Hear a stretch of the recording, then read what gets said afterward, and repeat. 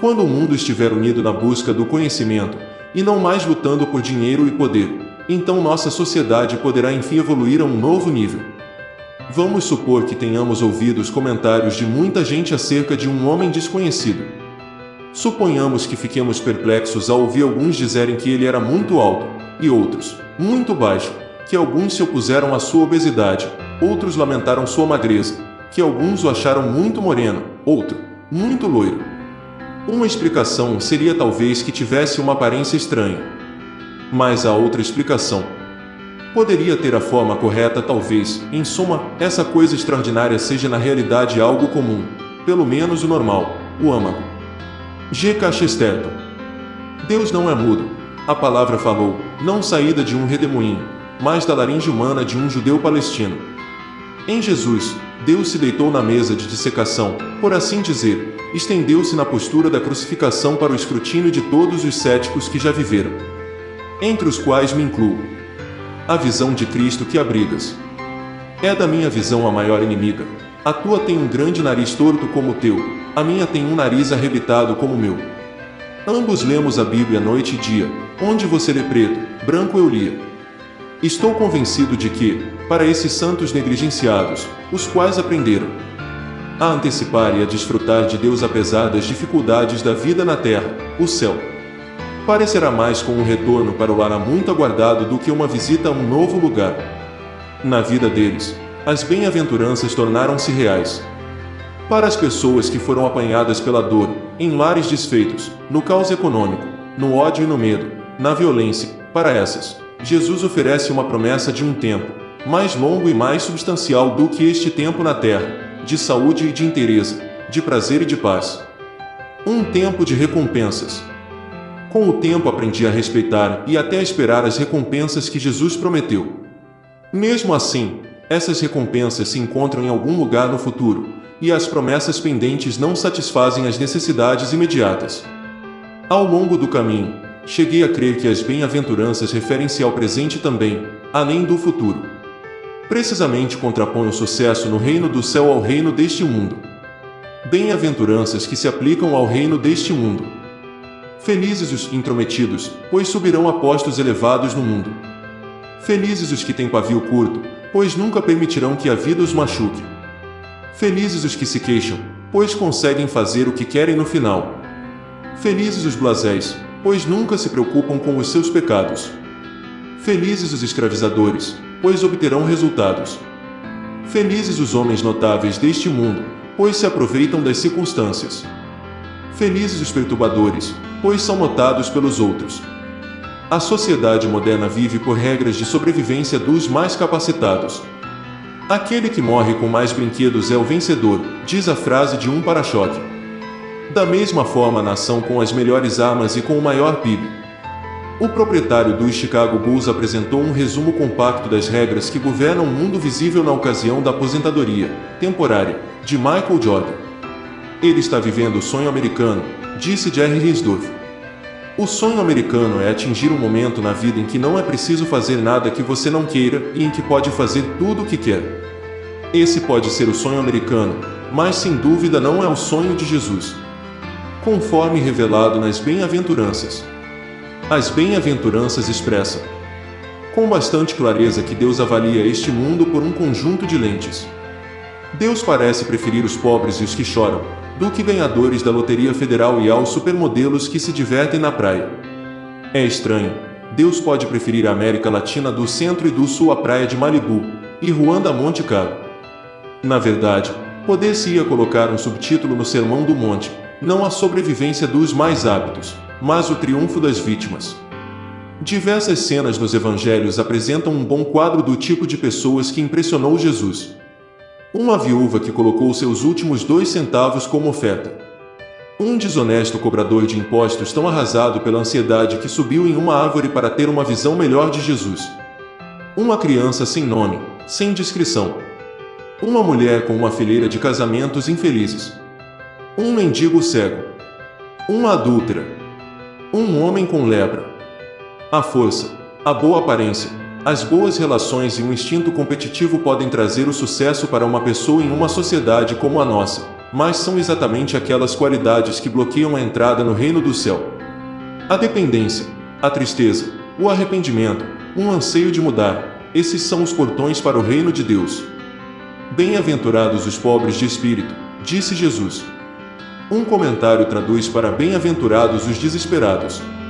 Não tendo a quem buscar, os desesperados se voltam para Jesus, o único que pode oferecer a libertação porque anseiam. Jesus realmente cria que uma pessoa pobre de espírito, ou chorosa, ou perseguida, ou faminta e sedenta da justiça tenha uma vantagem especial sobre o restante de nós. Talvez, apenas talvez, a pessoa desesperada clame a Deus pedindo ajuda. Nesse caso, essa pessoa é verdadeiramente bem-aventurada. Os estudiosos católicos cunharam a expressão, a opção de Deus pelos pobres, em referência a um fenômeno que encontraram no Antigo e no Novo Testamento, a parcialidade de Deus para com os pobres e os prejudicados. Por que Deus destacaria os pobres para atenção especial em detrimento de qualquer outro grupo? Eu ficava imaginando. O que faz os pobres merecerem a preocupação de Deus? Vantagens de ser pobre. Os pobres sabem que têm premente necessidade de redenção. Os pobres reconhecem não apenas sua dependência de Deus e de gente poderosa, como também sua interdependência uns dos outros.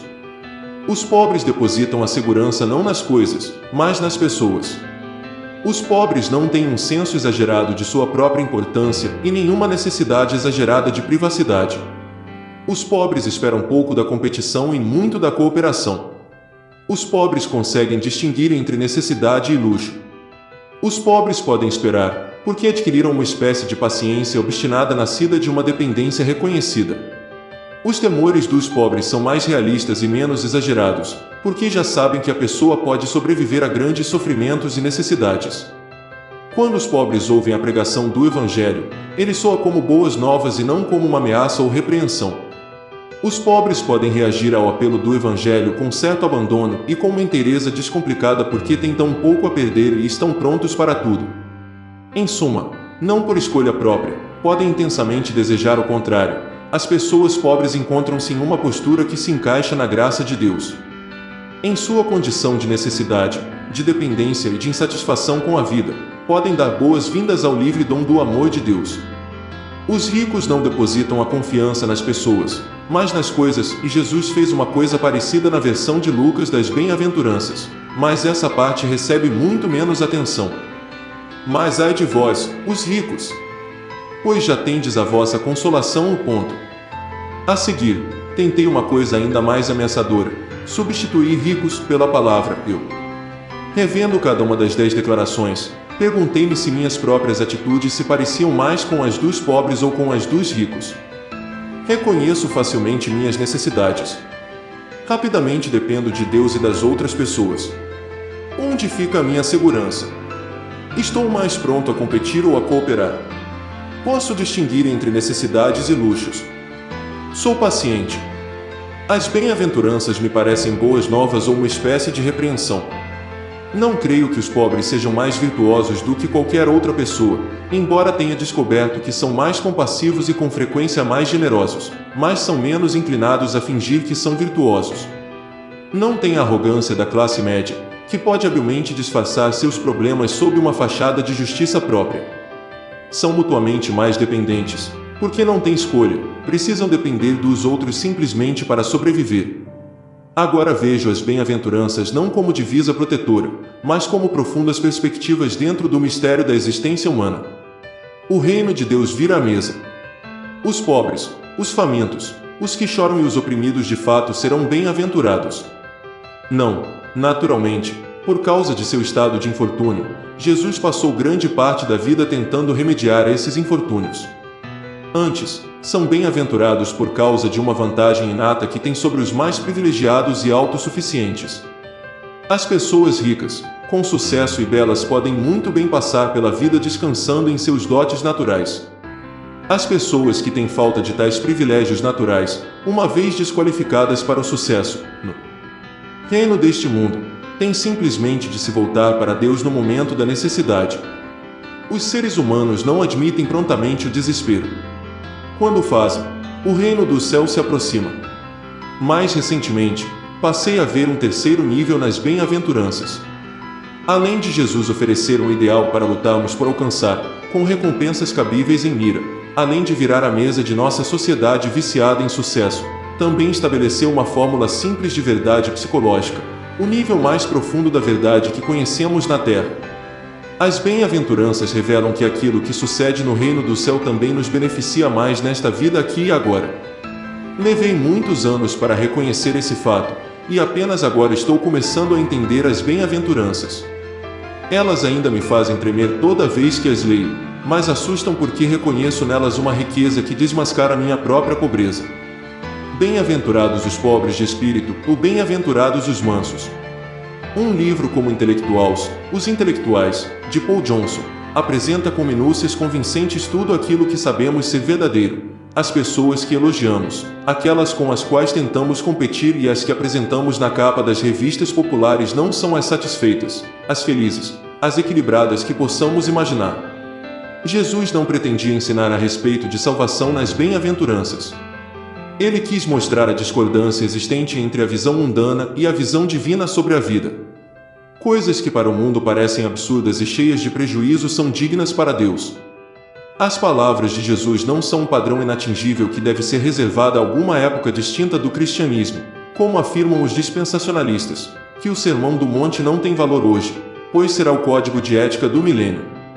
Mas as palavras de Jesus são práticas prescritas para todas as épocas da história da Igreja. Elas também não são superficiais a ponto de poderem ser observadas por qualquer um, pois contradizem toda a sabedoria do mundo. Que as bem-aventuranças, embora absurdas para o mundo, sejam para nós de máxima relevância e que os nossos corações se inflamem ao estudar as palavras daquele que foi humilde de espírito, que chorou, que foi extremamente manso, que teve fome e sede de justiça, que foi misericordioso por excelência, além de ter sido limpo de coração, pacificador, acima de tudo, perseguido por causa da justiça. Que a vida daquele, cujo sal nunca foi insípido e cuja luz nunca deixou de brilhar, desafie-nos a mudar nossos conceitos a respeito da verdadeira felicidade. Feliz é aquele que agrada a Deus, e não o que agrada a si mesmo. Que Deus lhe abençoe. Amém.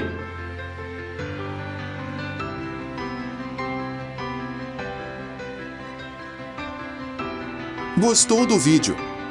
Não se esqueça de deixar o seu joinha e se inscrever no canal. Além de ativar o sininho de notificações, e não perca os próximos vídeos. Obrigado por sua participação e até lá!